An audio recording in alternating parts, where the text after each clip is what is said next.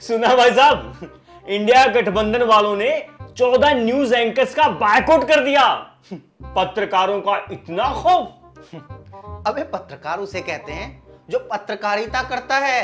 ये लोग जो कर रहे हैं उसे सन्नी देओल की भाषा में गिरी कहते हैं। वैसे तो आप लोग लोकतंत्र, फ्रीडम ऑफ एक्सप्रेशन और प्रेस फ्रीडम की बड़ी वकालत करते हो, लेकिन अब इंडिया वाले 14 एंकर्स का बायकॉट कर रहे हैं तो चुप हो।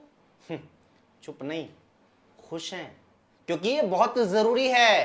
प्रेस फ्रीडम के लिए ऐसे कदम उठाना जरूरी है, क्योंकि प्रेस फ्रीडम इसलिए चाहिए होती है ताकि पत्रकार स्वतंत्र तरीके से बिना डरे सत्ता में बैठे लोगों से सवाल पूछ सके।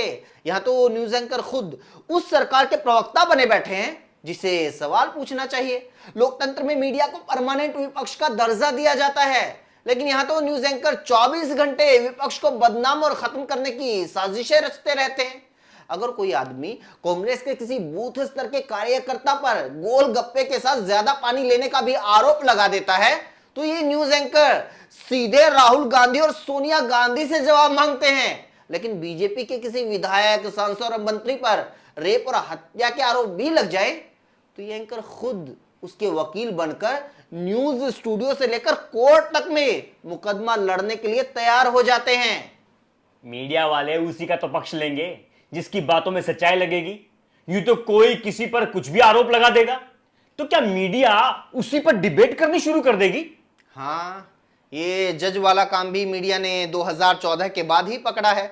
2014 से पहले तो 2G, 3G इस तरीके के फर्जी घोटालों के आरोपों पर भी कई महीने तक दिन रात डिबेट करती थी ये मीडिया। अब है हिम्मत मोदी के चहेतों पर लगे भ्रष्टाचार के आरोपों पर चर्चा करने की। अभी 2 दिन पहले कांग्रेस ने असम के मुख्यमंत्री हेमंत बिस्वा शर्मा की पत्नी पर दस्तावेजों के आधार पर करोड़ों के घोटाले का आरोप लगाया है। बताओ इस पर किस न्यूज चैनल ने, किस न्यूज एंकर ने डिबेट की? अभी अनंतनाग में हमारी सेना और पुलिस के 3 बड़े अफसर, कर्नल, मेजर, डीएसपी शहीद हो गए। उनकी शहादत के बाद भी प्रधानमंत्री मोदी बीजेपी कार्यालय में जश्न मनाते रहे। बताओ कौन से चैनल और कौन से न्यूज एंकर ने प्रधानमंत्री से सवाल पूछा? प्रधानमंत्री ने किसी को भी श्रद्धांजलि तक नहीं दी। बताओ किस एंकर ने मोदी की निंदा करने की हिम्मत की? जो मीडिया 2014 से पहले आतंकी हमले के वक्त गृह मंत्री के कपड़े बदलने पर भी उनका इस्तीफा मांग लेती थी, वो मीडिया आज शहीदों के लिए मोदी से श्रद्धांजलि के 2 शब्दों की मांग तक नहीं कर सकती।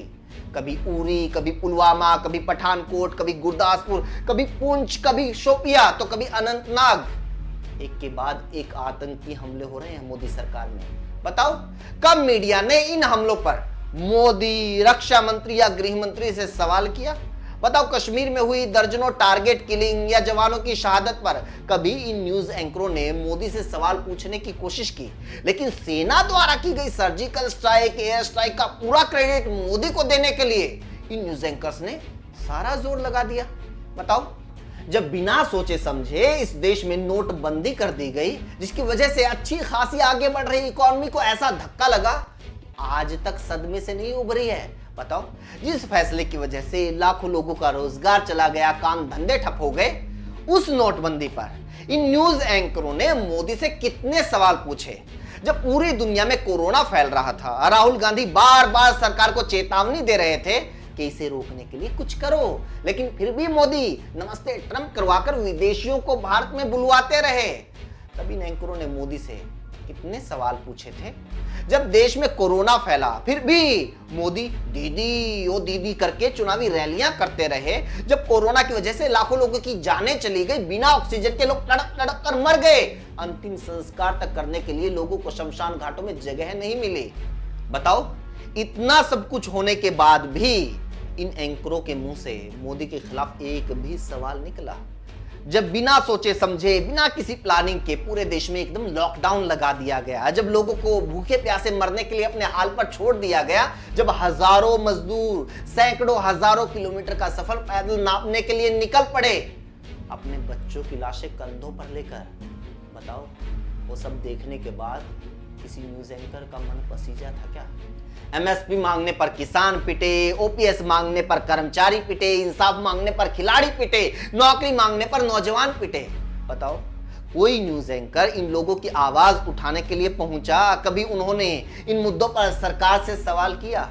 जहां जहां बीजेपी के हाथ में पुलिस आई, सरकार आई, कभी दिल्ली में दंगे हुए, कभी हरियाणा में, तो कभी पूरा मणिपुर जल गया। क्या कभी न्यूज एंकर्स ने उस मोदी से सवाल पूछा जो इन राज्यों में वोट मांगकर सरकार बनवाने के लिए गए थे? लोग मरते रहे, देश जलता रहा, और ये न्यूज एंकर चंद रुपए की नौकरी के लिए हिंदू मुसलमान और मोदी मोदी करते रहे। इन लोगों को तुम पत्रकार समझते हो? अपने बच्चों का बड़े बड़े अंग्रेजी स्कूलों में दाखिला करवाकर गरीब मिडिल क्लास के बच्चों को धार्मिक कट्टरता और हिंसा की आग में झोंकने वाले लोगों को तुम पत्रकार समझते हो?